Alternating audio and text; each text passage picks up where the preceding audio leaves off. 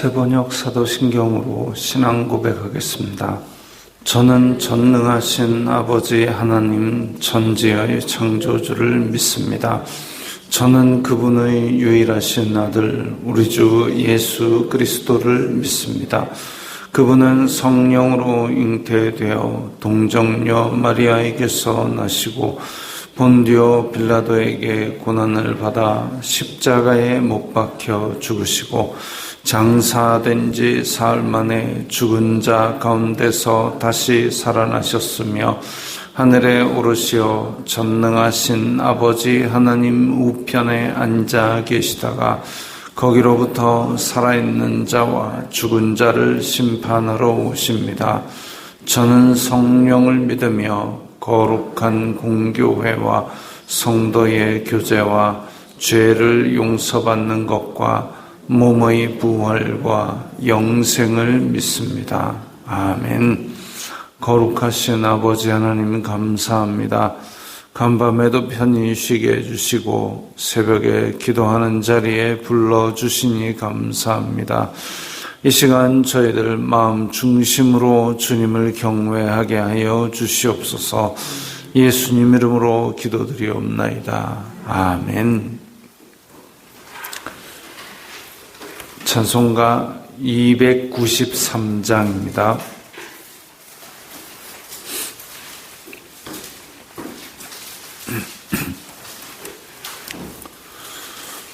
찬송가 293장입니다.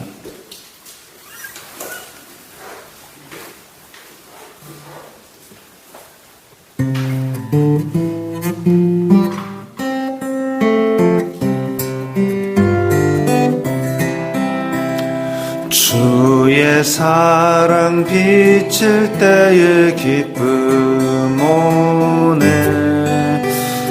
근심 걱정 물러가고 기쁨 오네.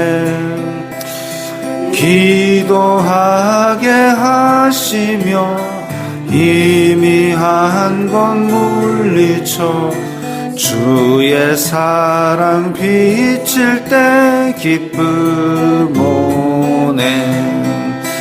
그 큰 사랑 내 마음속에 충만하게 비칠 때에 찬송하네.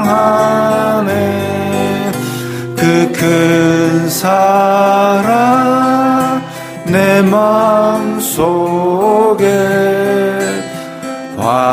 화평함과 기쁨 주네. 그 큰 사랑 주의 사랑 비칠 때에 이 세상은 아름답고 활기차게 다 변하네. 화평 중에 내 영혼 영광스런 새 생명 다시 찾게 되었네. 그 큰 사랑 그 큰 사랑 내 마음속에 충만하게 비칠 때에 찬송하네. 그 큰 사랑 내 마음속에 화평함과 기쁨 주네. 그 큰 사랑 주의 사랑 비칠 때에 이 세상은 어둠 슬픔 중한 짐이 다 사라져 우리들의 가는 길 밝히 비춰주시며 복을 받게 하시네. 그 큰 사랑 그 큰 사랑 내 마음속에 충만하게 비칠 때에 찬송하네. 그 큰 사랑 내 마음속에 화평함과 기쁨 주네. 그 큰 사랑 주의 사랑 비칠 때에 그 광채가 찬란하게 우리 둘러 비치겠네. 우상 모두 이기고 천국 생활할 때도 주의 사랑 비치네. 그 큰 사랑 그 큰 사랑 내 맘속에 충만하게 비칠 때에 찬송하네.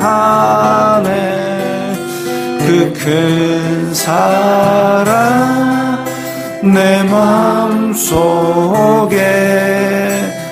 화평함과 기쁨 주네. 그 큰 사랑.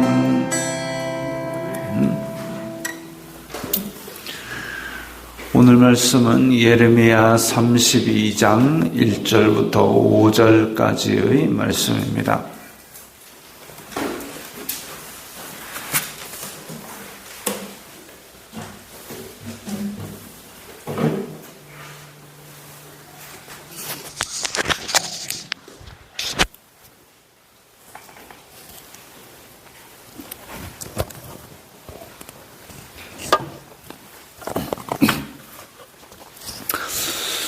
예레미야 32장 1절부터 5절까지의 말씀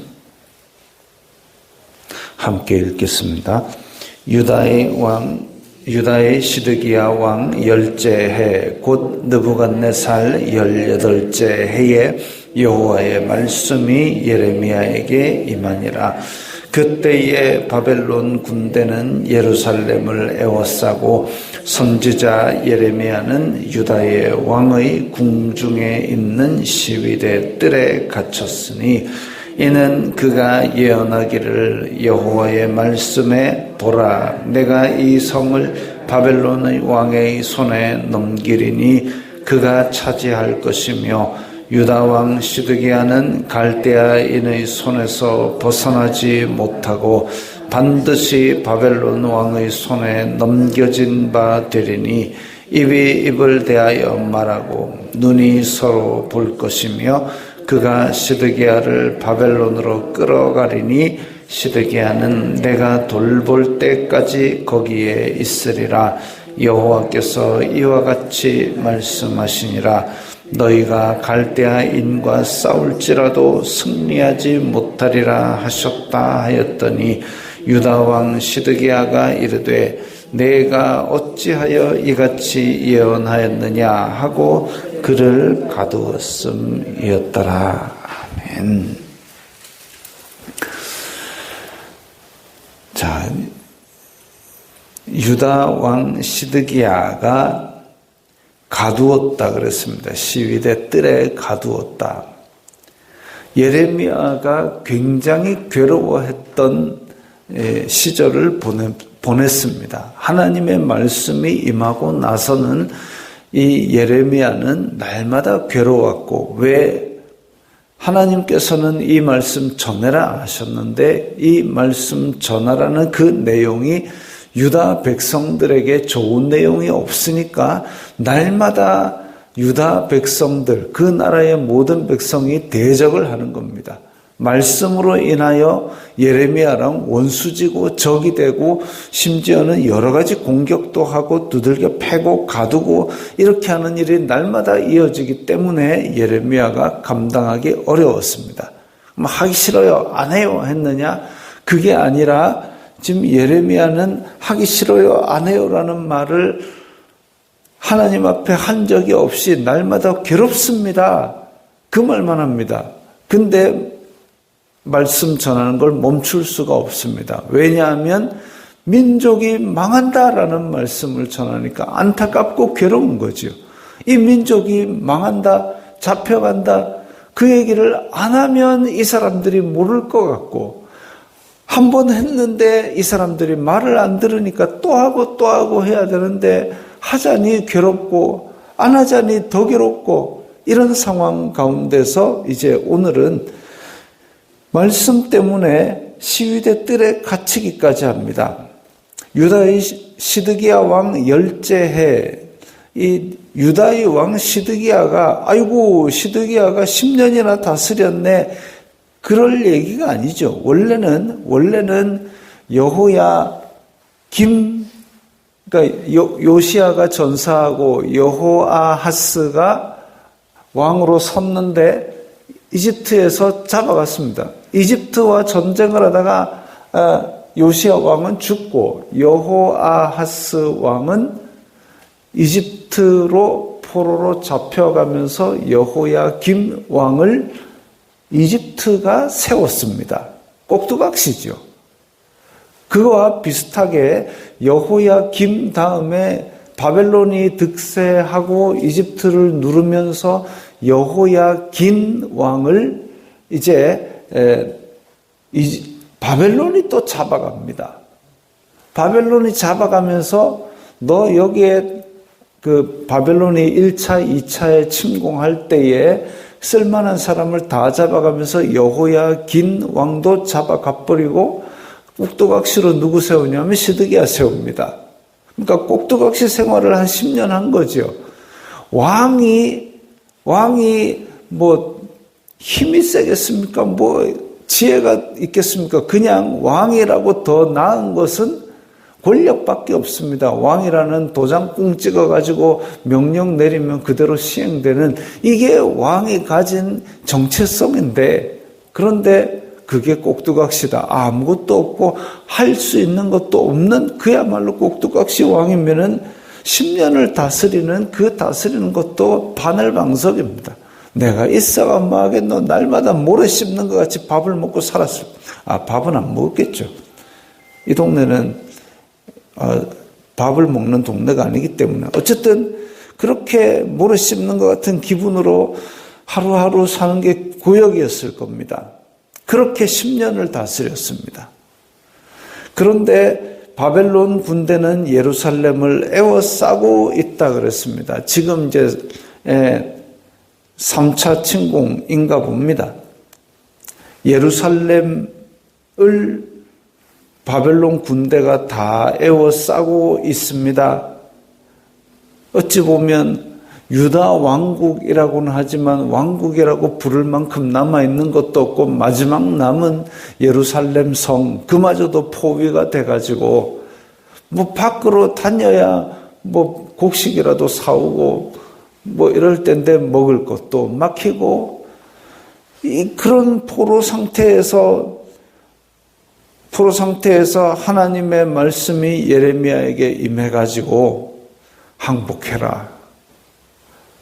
안 그래도 지금 문 꽁꽁 걸어 잠그고 지금 버티고 있는데 안에서 선지자라는 사람이 항복합시다 이러면 참 이 밉상도 그런 밉상이 없죠. 안 맞아 죽은 게 다행입니다. 그 지금 이 포위된 상태가 그냥 하루 이틀 포위했다가 항복 이렇게 한 게 아니라 무려 18개월 동안 포위 상태가 지속이 됩니다. 1년 반 동안 포위되니까 이게 얼마나 삶이 피폐하겠습니까? 백성들의 삶이라는 게 나가서 농사를 지을 수가 있겠습니까? 목축을 할 수가 있겠습니까? 성 밖에 있는 것들은 다 지금 바벨론 군대가 장악을 했을 텐데, 자, 그런 상태인데 지금 예레미야는 뭐라고 예언하냐면 내가 이 성을 바벨론 왕의 손에 넘기리니 그가 차지할 것이다. 시드기야는 갈대아인의 손, 바벨론 사람들의 손에서 벗어나지 못하고 잡혀갈 것이다. 입이 입을 대하여 말하고 눈이 서로를 볼 것이며, 이제 우리말에 없는 표현이니까 참 무슨 뜻인지 잘 모르겠죠. 이게 뭐냐면 바벨론의 느부갓네살 왕과 얼굴을 맞대고 얘기할 것이다. 이런 얘기. 이제 시드기야 왕도 이제 포로로 그대로 잡혀가지고 얼굴을 바벨론 왕과 얼굴을 대면할 것이라는 얘기인데 사실 얼굴 대면해도 보지도 못합니다. 눈을 뽑아가지고 갖고 가거든요. 참 비참한 그런 지경에 이르는데 그래서 뭐라고 얘기하느냐면은 너희들 갈대아인과 싸울지라도 승리하지 못하리라. 절대로 이길 수 없다 이거죠. 이미 수도가 완전히 포위가 된 상황이고 먹을 것도 떨어지고 지금 이 포위 상태가 길어지는 상황인데 그런데 이걸 어떻게 이깁니까? 예루살렘에 있는 벽돌 달달달 다 끌고 모으고 백성들 다 끌고 모아도 이거는 이길 수가 없는 싸움입니다. 그래서 하나님께서는 죄에 대한 벌로서 1차 침공, 2차 침공, 3차 침공을 거쳐서 그래도 한 번만에 함락 안 시키고 기회를 끝까지 주신 것이죠. 끝까지 주셨는데도 끝까지 반항을 합니다. 반항도 이 정도면 좀 도가 지나친 거죠. 그래가지고 이렇게 반항을 하는 이 유다 백성에게 긴 포로 생활을 통해서 하나님께서 최후의 기회를 더 주시고 계신데도 불구하고 반항을 합니다. 그 반항을 하는 내용이 뭐냐면, 우리 성경에는 이는 그가 예언하기를 이렇게 했지만 1절, 2절이 바로 이제 표제지요. 시드기야 왕 때 느부갓네살이 예루살렘을 둘러싸고 있고 예레미야는 시위대 뜰에 갇혔는데 이 갇힌 이유가 뭐냐 하면 이라는 말이 바로 3절 맨 앞에 있는 이는입니다. 시위대 뜰에 갇힌 이유는 예레미야가 이렇게 예언했기 때문입니다. 포위 상태에 있는데 우리는 다 질 겁니다. 이러니까 싸우려고 하던 사람들도 팔에 힘이 쭉쭉 빠질 겁니다. 하나님이 버린 싸움을 우리가 뭐하러 싸우나 이런 생각이 들 겁니다. 그렇게 힘을 빼고 있으니까 왕이 마지막 남은 권력으로 뭐 하느냐면은 하나님의 말씀을 전한 예레미야를 시위대 뜰에 가둔 거지요. 안 죽이고 가두었습니다. 그래도 일말의 저 마음구석에 두려운 거는 있는 거죠. 하나님의 뜻을 이렇게 계속 이야기했는데 예레미야가 회개하라 돌이켜라 하나님께서 기회 주실 때 돌이켜라 하는데 안 돌이켰습니다. 자기가 자기 죄인 줄도 모르고 신나게 죄를 짓고 살았습니다. 그 다음에 이러면 바벨론이 공격한다 조심해라 하는데 그래도 안 조심했습니다. 바벨론이 공격했습니다. 다 잡아갔습니다. 하나님께서 이거 다 잡아가는데 2년 만에 돌이키는 게 아니라 70년 동안 포로 생활한다. 그때라도 돌이켰어야 되는데 그때라도 안 돌이켰습니다. 그러다가 결국은 이렇게 마지막 포위되어 있는 상태에도 시위대 뜰에 가둬버립니다. 하나님의 말씀에 대한 백성들, 우리도 마찬가지. 우리도 어디 가서 바른 소리 하면 그 바른 소리 듣고 회개하는 사람이 많겠습니까? 우리를 미워하는 사람이 많겠습니까? 우리를 미워하는 사람이 많습니다. 그럼에도 불구하고 그들을 향한 뜨거운 마음으로 안타까운 심정으로 하나님의 말씀을 전했던 예레미야, 시위대 뜰에 갇혔습니다. 하나님의 뜻을 계속 이야기했는데 그럼에도 순종하지 않은 유다 백성들, 결국은 이제 포로 생활, 결국은 패망하는, 결국은 가장 비참한 상태로 만들어지는 그런 결정을 택하게 되죠. 하나님께서 그래서 이스라엘 자손들을 학대하려고 일부러 이런 짓을 했습니까? 하나님께서 시드기야의 마음을 강팍하게 만들었습니까? 아니요, 그거 아닙니다. 불순종의 원인은 유다 백성들에게 있었고 고관으로부터 저 빈민까지 머리끝부터 발끝까지 그저 죄에 다 똘똘 버무려 있습니다. 죄를 그냥 똘똘 버무려 가지고 딱딱하게 그렇게 마음을 굳혔습니다. 하나님은 죄의 창시자도 아니고 죄의 옹호자도 아닙니다. 사람이 하나님께서 주신 자유의지를 가지고 죄를 지었기 때문에 하나님께서는 마지막 기회를 주어가면서도 계속 매를 때렸지만 그게 안 될 경우에 심판하시는 거죠. 이집트 왕 그리고 많은 군대들 그들이 하나님께서 아이고 너는 내 택한 백성이 아니니까 당해봐라 하고 잔인하게 그냥 막 좁혀가지고 그렇게 이 모세 당시에 이집트가 쫄딱 망했느냐? 아니요. 그들이 이스라엘 자손들을 400년 가까운 기간 동안 학대하고 괴롭히고 그렇게 했기 때문에 하나님께서 심판의 매를 드시는 때가 바로 모세가 나가는 때였습니다. 그래서 그들의 죄악을 10번에 걸쳐서 심판을 하신 것이죠. 그럼에도 불구하고 마음을 강팍하게 만들어 자기 자유의지로 마음을 강팍하게 만들어가지고 마지막으로 하나님께 반항한 사건이 바로 홍해까지 쫓아간 사건입니다. 그럼 하나님이 어떻게 할까요? 얘들아 돌아가 이제 이렇게 할까요?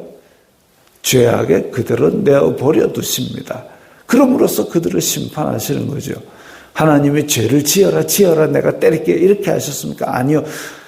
우리 웨스트민스터 신앙 고백서에서는 하나님께서는 죄의 창시자도 아니요 죄의 옹호자도 아니라고 하셨습니다. 불쌍히 여기시고 건지시고 싶어하는 마음이 하나님의 마음인데 그럼에도 불구하고 하나님께서 주신 자유의지로 더 강팍하게 만들어서 죄를 지어가지고 심판을 자초하는 어리석음을 가진 것들이 죄인의 심정입니다. 이게 옛날 이집트만의 이야기가 아니라 옛날 유대인만의 이야기가 아니라 오늘날 한국교회와 오늘날 내 모습일 수도 있습니다. 하나님께서 계속 말씀을 주셔서 그러지 마라 심판이 다가왔다라고 말씀을 하시는데도 불구하고 우리가 만약에 그 죄의 길에서 떠나지 않는다면 한국교회가 죄의 길에서 떠나지 않는다면 하나님께서는 촛대를 옮기실 것입니다. 근데 촛대를 옮기는 것 우리 살아생전에 촛대만 옮기면 다행인데 왜냐하면 남은 백성들은 하나님께서 건지실 것이기 때문에 그런데 만약에 예수 그리스도께서 다시 오시는 날이 와버리면 그때는 이제 돌이킬 방법이 없는 겁니다. 그럼 우리는 뭐 해야 되느냐? 우리 자신을 먼저 회개해야 되고 그리고 한국교회의 죄를 지고 애통하며 회개해야 되는 겁니다. 그래서 날마다 우리는 나라를 위해서 기도해야 되고 한국교회를 위해서 기도해야 되고 내가 하나님 앞에 오늘 바로 서 있는가 말씀의 거울로 날마다 돌아보고 욥처럼 아침 저녁으로 하나님의 말씀 앞에 바로 서기를 기도해야 될 것입니다. 오늘도 그런 바르게 살려는 하나님의 뜻을 구하는 그런 성도의 삶을 사시기 바랍니다. 기도하겠습니다. 거룩하신 아버지 하나님 감사합니다. 말세지마를 살아가는 저희들에게 주님의 말씀을 주시니 감사합니다. 이 말씀으로 저희들을 돌아보고 이 나라와 민족과 한국교회와 저희들의 삶을 주님의 말씀 앞에 바로 세우는 그런 성도의 삶을 살게 하옵소서. 예수님 이름으로 기도드리옵나이다. 아멘.